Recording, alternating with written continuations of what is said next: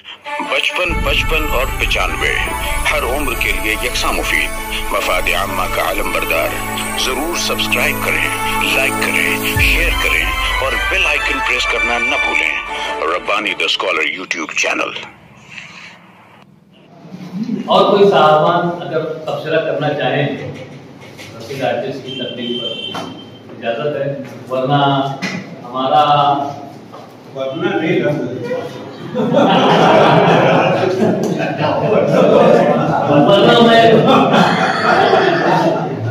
सीखने का प्लेटफॉर्म है और ये हमारे बुजुर्ग असातिज़ा यहाँ मौजूद हैं जो हमें गाए गाए कोई ना कोई नई नई सीख देते रहते हैं। बहरहाल उनका शुक्रिया अदा करता हूँ।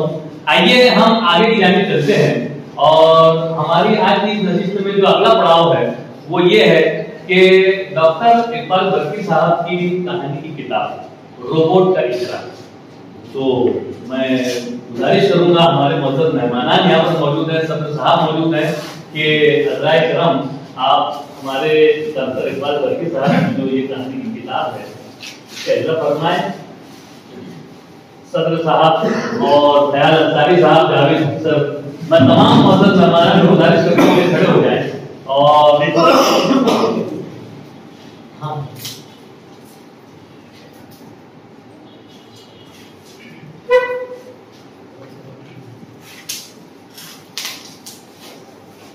ख्याल अंसारी साहब और मोहम्मद रजा सर जो है इस किताब का इजरा कर रहे हैं।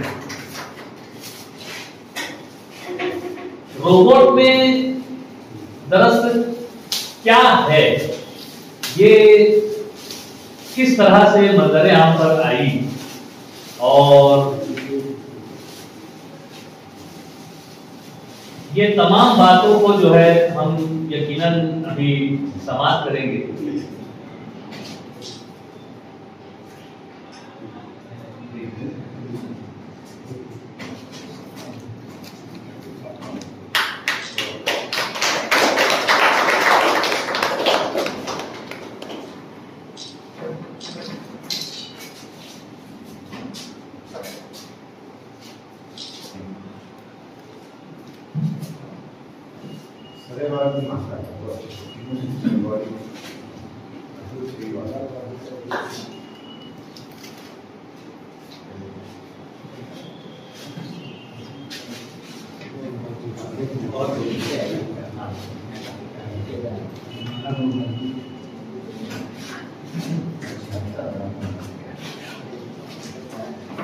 मैं बहुत मुबारकबाद पेश करता हूँ डॉक्टर इकबाल बर्की साहब को, अदालत मुफ्ती अदब के सदर और अरकान की जानिब से भी मुबारकबाद। यहाँ पर मौजूद मौजूद मेहमान और आप तमाम सामीन की जानिब से भी मुबारकबाद पेश की जाती है और हमारी नेक ख्वाहिशात उनके साथ भी वो इसी तरह से जो है किताबों पर किताबें जो है वो मंजर यहाँ पर लाते जाएं ताकि आने वाली नस्ल जो है उससे फैजियाब हो।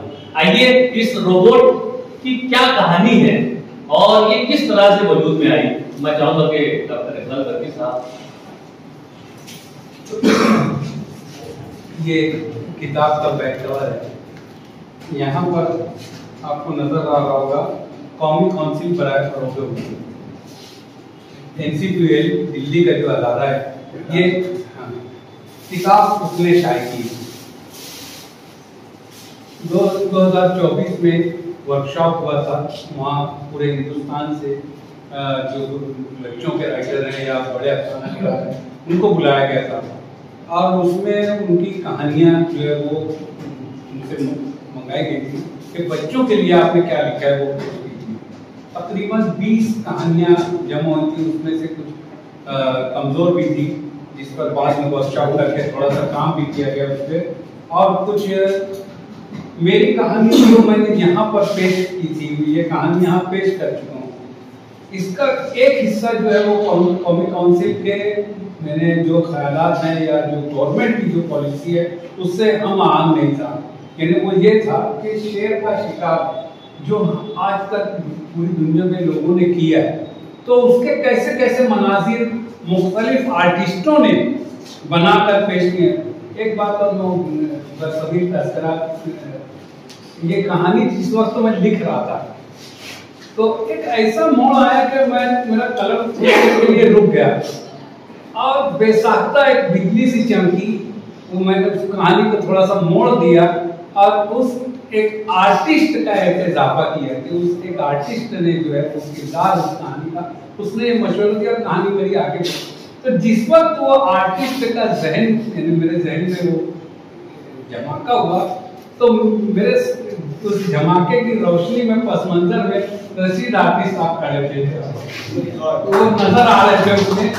लेकिन मैं इनको थोड़ा सा अलग करने के लिए कि ये बोलेंगे तो पूरा मुझको वहां पर थोड़ा सा अलग करने के लिए मैंने मनोहर पेंटर का सहारा लिया।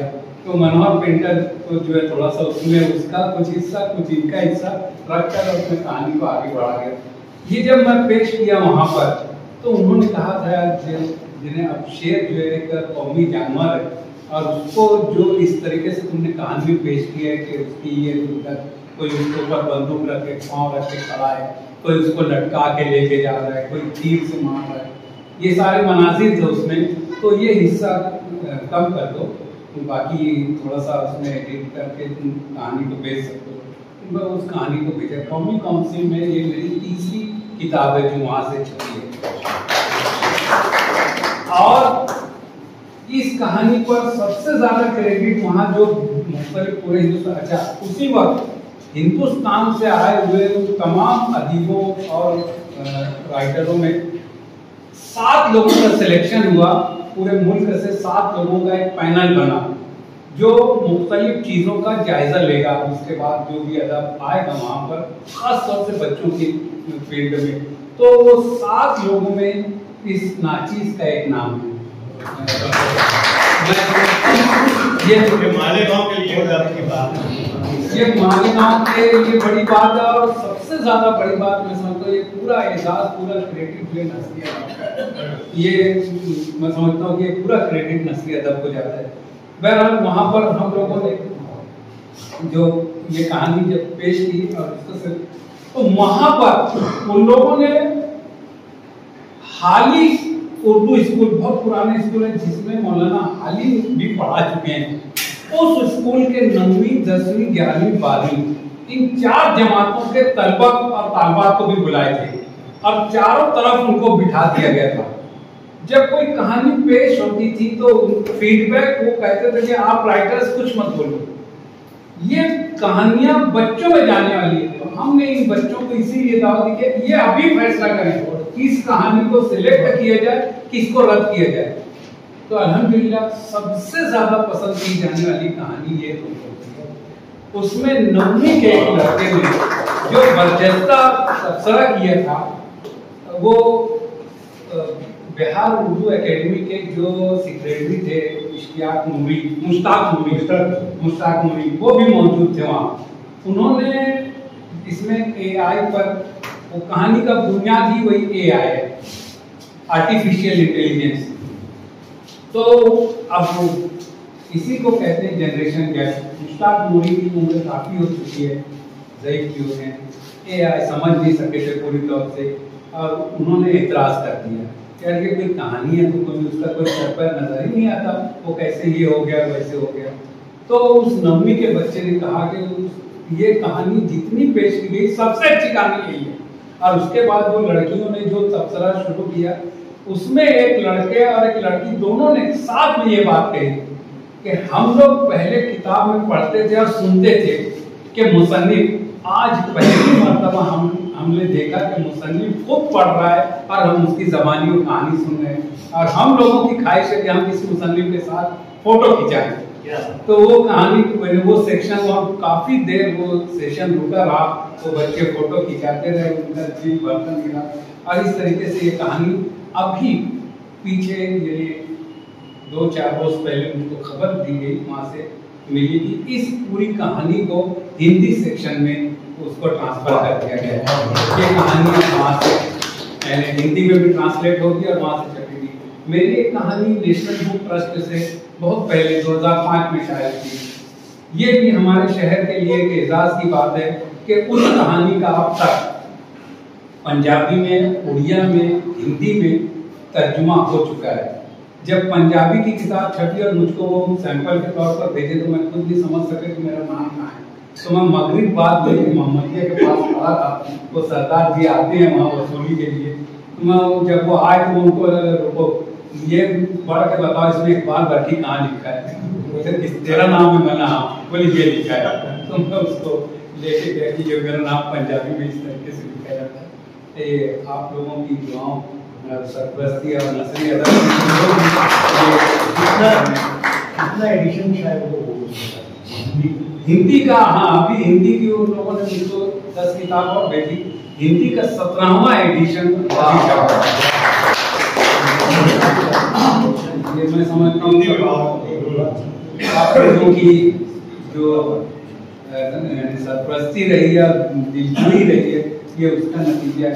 हम लोग पढ़ रहे हैं और बहुत बहुत शुक्रिया। एक चीज़ और बता दो सर कि जो मुसन्निफ होते हैं उनको कैसे मुआवजा मिलता है, अदायगी कैसे होती है, रॉयल्टी क्या रहती है, उधर बता दें। रॉयल्टी का सर रेशियो है, अलग अलग रेशियो है।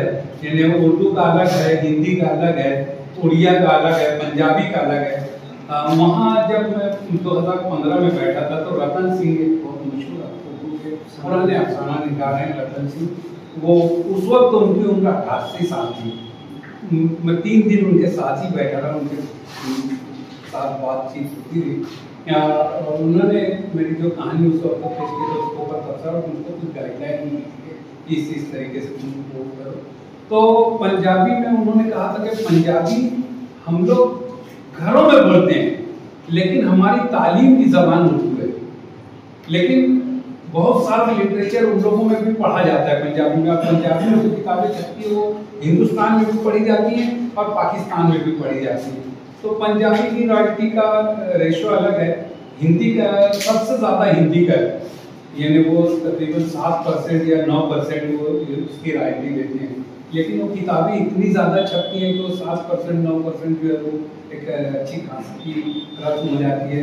सज्जाद सर गवाह है, मेरे घर के पहला इन्वर्टर लगा था वो इसी रॉयल्टी पर लगा था और इन्होंने उसका मशवरा दिया था कि घर इसके ऐसा जिन्हें 26-27 हज़ार रुपये वो रॉयल्टी आई थी। इन्होंने कहा कि इससे कुछ कर लो, उस ज़माने में पावर बहुत बंद होती थी, तो मैं वो इन्वर्टर आज तक चल रहा है।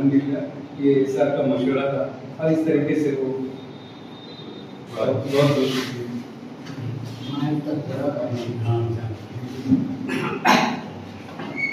मैं पढ़ के जब को मशवरा दूंगा ये अपनी इनकम और रॉयल्टी वगैरह ना बताए, मार्केट में इनकम देखता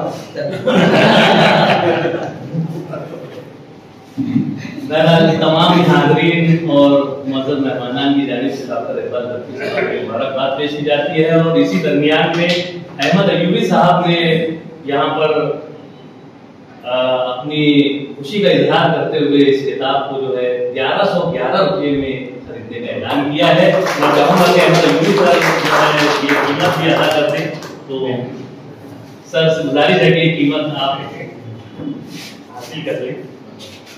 बहुत बहुत मुबारक हो।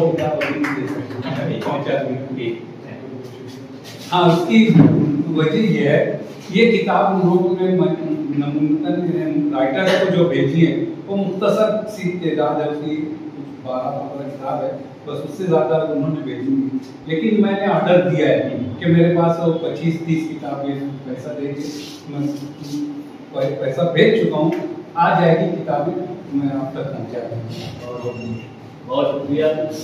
जहाँ पर डॉक्टर इकबाल भट्टी साहब को मुबारकबाद पेश की गई, वहीं पर मैं आपको एक और खुशखबरी सुना दूँ सर कि प्रेस फॉर पीस ये एक पब्लिकेशन है और बैरून मुल्क का ये पब्लिकेशन है। हमारे अपने शहर के कहानीकार और अफसाना निगार अजमत इकबाल साहब ने जो इससे पहले उनकी एक अफसानों का मजमूआ जो है उस पब्लिकेशन से शायद हो चुका है और उनकी जाफशानी और दिलजमई देखिए कि मालेगांव शहर के जो चुनिंदा अदब अतफाल के कलमकार हैं उनकी कहानियों को भी लेकर और बैरूने मुल्क के जो कलमकार हैं अदब अतफाल के उनकी कहानियों को लेकर जो एक मजमूआ शायद किया गया जिसका उन्वान है सरहद पार की कहानियां।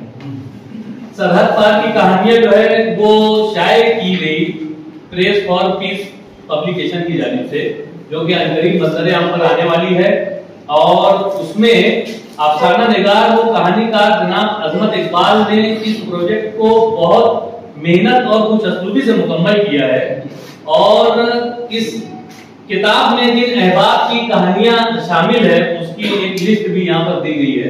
तो तकरीबन 23 कलमकार हैं, जिसमें पहला नाम है सुल्तान सुबहानी, सादका नवाब सहर, अनवर मिर्जा, मोहम्मद सिराज अजीम, इब्न मुबीन, डॉक्टर इकबाल बल्की, डॉक्टर रौनक Jamal, rice Qasmi, rice Siddiqui, Khan Hasnain Aqib, Mushtaq creamy, Mohammad Aleem Ismail, Halima फिरदौस, फौजिया अख्तर रिदा, डॉक्टर नजीर मुश्ताक, रहीम रजा, अलीम ताहिर, शकील मुस्तफा, शाहदार खान, काजी सबीहा, सैयदा बतुल फातिमा, शफीक मोहसिन, अफसाना जौनपुरी और अजमत इकबाल।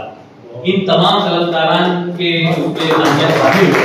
बड़े एजाज की बात है कि उसमें मालेगांव शहर के भी चुनिंदा कलमकारान का नाम शामिल है।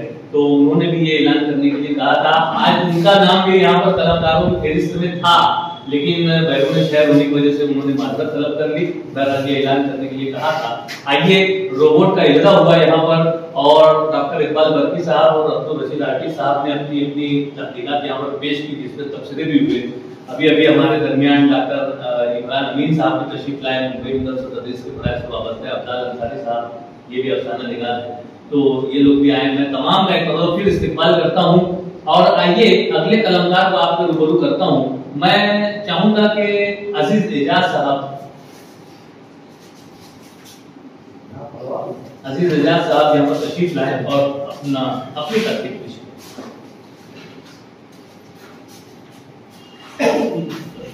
बचपन और 95 हर उम्र के लिए यकसा मुफीद। मफाद आम्मा का आलम बरदार। जरूर सब्सक्राइब करें, लाइक करें, शेयर करें और बेल आइकन प्रेस करना न भूलें। Rabbani the scholar YouTube channel. Rabbani the scholar YouTube channel इल्मी, अदबी, दीनी, मिल्ली, समाजी, सकाफती, तहजीबी, फलाही, तिब्बी, फन्नी, माशी, तिजारती, माशरती, इंतजामी, इनकलाबी, तहरीकी, तहकीकी, तकनीकी, तफ्तीशी, तामीरी, तालीमी व मालूमाती यूट्यूब चैनल जरूर सब्सक्राइब करें, लाइक करें, शेयर करें और बेल आइकन प्रेस करें। Rabbani the scholar YouTube channel.